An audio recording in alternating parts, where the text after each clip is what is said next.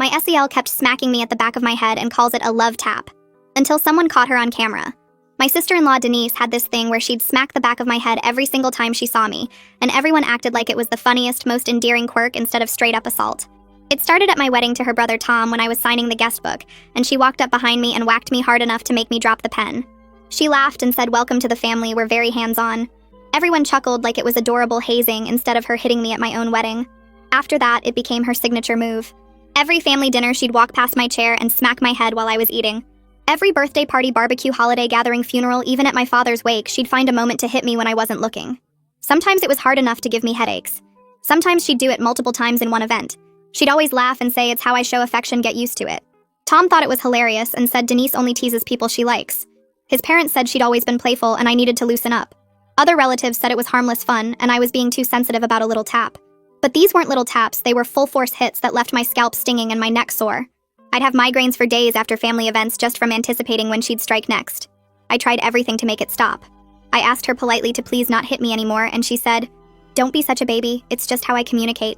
I tried avoiding her, but she'd hunt me down specifically to smack me, then act hurt that I was avoiding family. I tried ducking when I saw her coming, and she'd tell everyone I was being dramatic and making her look bad.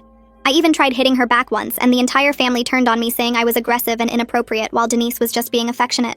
Tom told me I needed to apologize for overreacting, and I ended up having to say sorry for defending myself against his sister's constant attacks. She'd time it for when I was holding hot drinks so I'd spill on myself.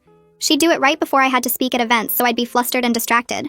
She'd even started teaching her kids that smacking Aunt Lucy was a fun game and they should do it too. I was being physically abused by an entire family who thought it was comedy. After 3 years of this, I was at my breaking point. I had chronic neck pain from constantly tensing up around her. I'd stopped going to family events and Tom was getting angry about me isolating myself from his family. I was taking prescription painkillers for the headaches and spending hundreds on chiropractor visits. Denise had literally given me a neurological condition from repeated head trauma, but everyone still acted like I was overreacting to playful affection. The explosion happened at Tom's parents' 40th anniversary party. It was a huge event with probably 70 people, including extended family and their friends. I'd taken preventive pain medication and was trying to stay in crowded areas where Denise couldn't easily reach me, but she was determined to get her hit in. She followed me to the bathroom and waited outside. When I came out, she smacked me so hard I saw stars and stumbled forward into the wall.